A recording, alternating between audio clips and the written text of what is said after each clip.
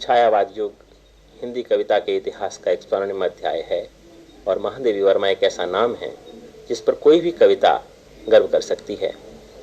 महादेवी वर्मा ने छायावाद युग को एक परिभाषा दी थी, एक स्वरूप दिया था।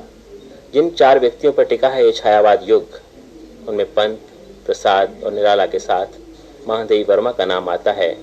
जब ये चारों नाम मिलते हैं, ये जब चारों काव्य मिलते हैं, चारों व्यक्ति मिलते हैं, तो हमारे सामने एक भव्य आकाश सा इतिहास सामने आता है कविता का, जिसे हम छायावाद के नाम से जानते हैं। महादेवी वर्मा पीड़ा की कवित्री रही हैं, वेदना की कवित्री रही हैं। उनके गीतों में पीड़ा है, वेदना है, दर्द है। एक ऐसा दर्द जिसे वे जीवन की परिभाषा मानती हैं, एक ऐसा दर्द जिसे वे अनुभव करती हैं कि जिसके कारण मनुष्य की चेतना को सारे संसार से जोड़ा जा सकता है। उनका प्रेम, उनका प्यार, उनकी वेदना सब अलौकिक था, लेकिन लौकिकता से उन्हें कोई परहेज भी नहीं था। वस्तुतः ये मानती थी कि दुख के 2 रूप होते हैं। एक दुख वह है जो मनुष्य को बाकी संसार से जोड़ता है, और दूसरा दुख वह है जो असीम चेतना का एक क्रंदन है। महादेवी वर्मा के 4 काव्य संग्रह हमारे सामने आते हैं। शुरुआत होती है निहार से, फिर रश्मि, फिर नीरजा और फिर दीपशिखा। इन 4 संकलनों को मिलाकर एक और संकलन भी बना था, यामा, और इस तरह पूर्ण हुआ था हिंदी कविता का एक ऐसा इतिहास, हिंदी कविता के इतिहास का एक ऐसा अध्याय जिस पर आज भी कविता गर्व कर रही है, कल भी करती रहेगी। महादेवी ने समर्पण की बात की थी और समर्पण को एक बहुत बड़ा हथियार मानती थी, वे बहुत ताकतवर मानती थी समर्पण को। उनके गीत की एक पंक्ति है, विसर्जन ही है करुणाधार, लगा देता है जो उस पार। उस विसर्जन को, उस ताकतवर विसर्जन को, उस शक्तिशाली विसर्जन की भावना को महादेवी के गीतों में हम देखते हैं। आइए गीतों की उस गंगा में थोड़ा सा नहा लें, जिनमें पीड़ा है, जिनमें दर्द है, जिनमें समर्पण है। ये गीत ऐसे हैं जिनमें मन और मस्तिष्क दोनों शुद्ध हो सकते हैं, जिनमें नहाकर दोनों पूर्णता को पा सकते हैं।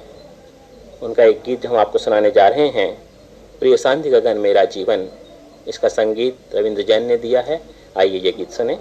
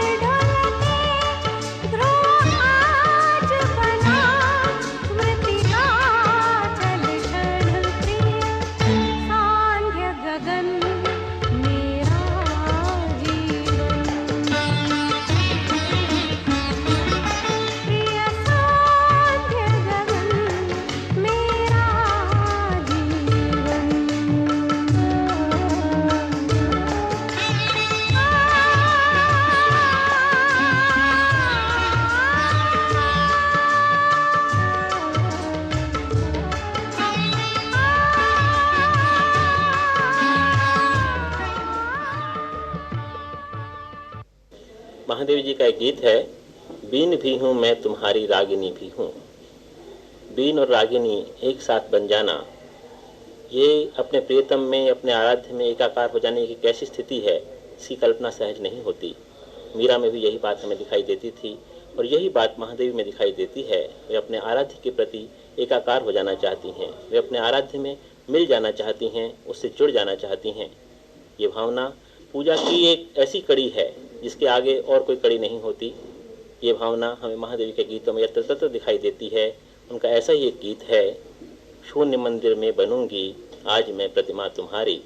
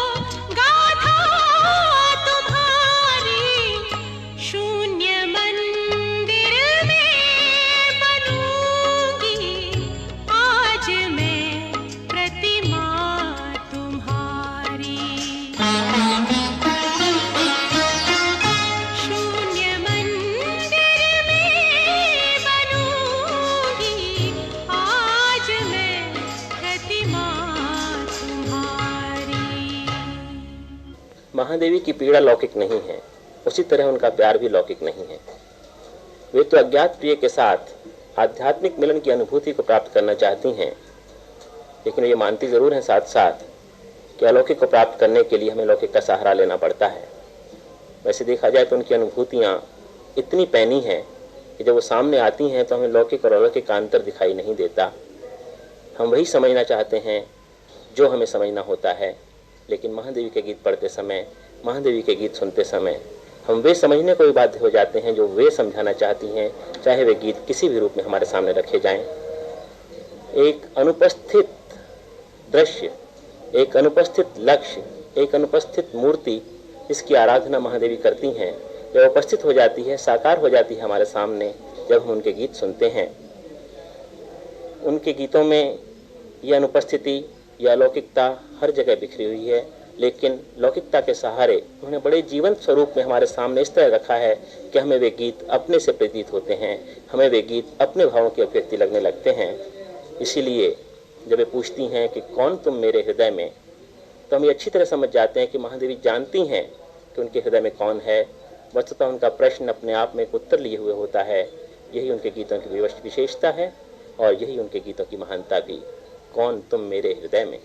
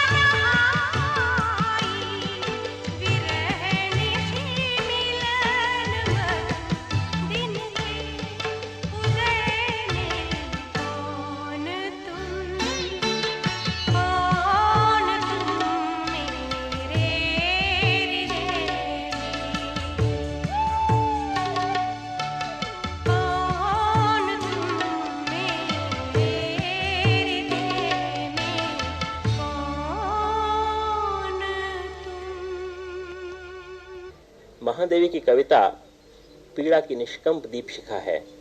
ऐसा नहीं है कि आंदोलनों ने उन्हें छुआ नहीं था, लेकिन उस आंदोलनों से प्रभावित कभी नहीं हुई। उन्होंने वे आंदोलन झेले पर उनमें रमी नहीं। उनका काव्य कुल मिलाकर के उन सारे आंदोलनों से प्रभावित ही रहा। उनका काव्य तो उनकी वेदना का काव्य ही बना रहा, उनकी पीड़ा का, उनके प्यार का काव्य ही बना रहा। वे स्वयं को आध्यात्मवादी मानती हैं। वे कहती हैं कि मैं आध्यात्मवादी हूँ, लेकिन उनका आध्यात्म यथार्थ का विरोधी नहीं रहा। वस्तुतः वे मानती थीं कि यथार्थ के माध्यम से भी अध्यात्म को समझा जा सकता है। यही कारण है कि उनके गीतों में हमें यथार्थ के ऐसे पुट दिखाई देते हैं जो हमें अध्यात्म की ऊंचाई तक पहुंचाने में सहायक होते हैं। महादेवी का दर्शन जीवन की अखंडता पर आधारित है। उन्होंने इस अखंडता को रहस्य और करुणा से जोड़कर हमारे सामने रखा और इस तरह उसका एक जीवंत स्वरूप हमारे सामने आ जाता है महादेवी के काव्य में। महादेवी साहित्य सृजन को एक महत्वपूर्ण कर्म मानती हैं और वह मानती थी कि संपूर्ण विकसित समाज में व्यक्ति को कुछ योगदान करना होता है जो उसे करना ही चाहिए। वे समाज का निर्माण का हिस्सा बनकर रह सकता है, उससे अलग होकर के नहीं, उससे टूट करके नहीं, उससे छूट करके नहीं। वे ये भी मानती हैं कि हर मंजिल के बाद एक और मंजिल हुआ करती है। वे ये भी मानती हैं कि ऐसी हर मंजिल को प्राप्त करने के लिए व्यक्ति को आगे बढ़ना होता है, आगे बढ़ना होता है और आगे बढ़ना होता है, और इस आगे बढ़ने में उसे अपने आप को भुला देना होता है।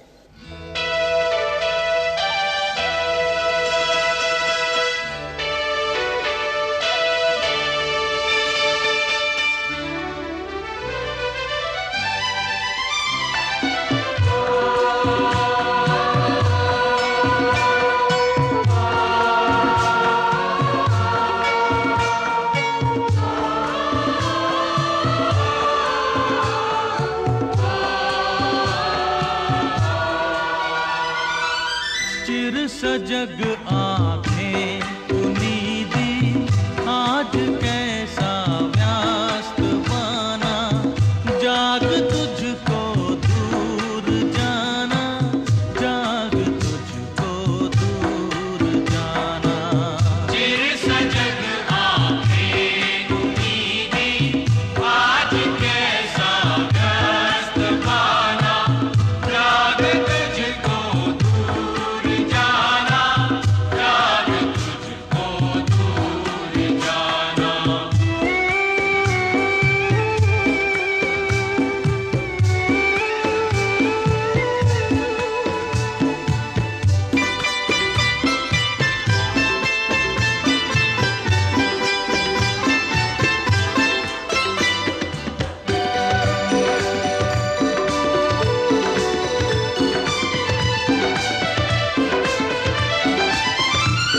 अचल हिमगिरी के हृदय में आज चाहे कंप बोले, या प्रलय के आंसुओं में मौन अलसित रोले।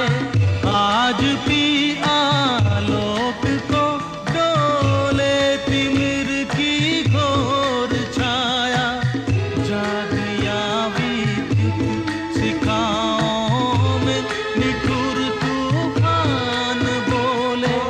पर तुझे है नाश पथ पर चिन्ह अपने छोड़ आना, जाग तुझको दूर जाना, जाग तुझको दूर जाना।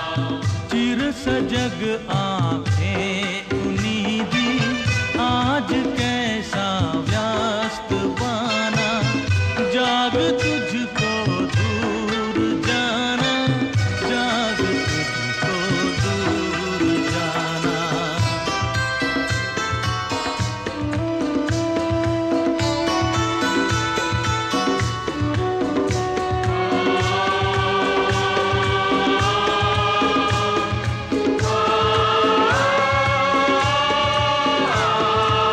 बांध लेंगे क्या तुझे ये है मोम के बंधन सजीले, पंथ की बाधा बनेंगे तितलियों के पर रंगीले। विश्व का क्रंदन बुला देगी मधुप की मधुर गुनगुन क्या डुबो देंगे तुझे, ये है फूल के दल ओस गीले। तू न अपनी चाह को अपने लिए तारा बनाना, जागे तुझको दूर जाना, जागे तुझको दूर जाना। चिर सजग आंखें उनीदी आज कैसा व्यस्त बाना, जाग तुझको दूर जाना, जाग तुझको दूर जाना। चिर सजग आंखें उम्मीदी आज कैसा व्यस्त पाना, जागे तुझको दूर जाना, जागे तुझको दूर जाना।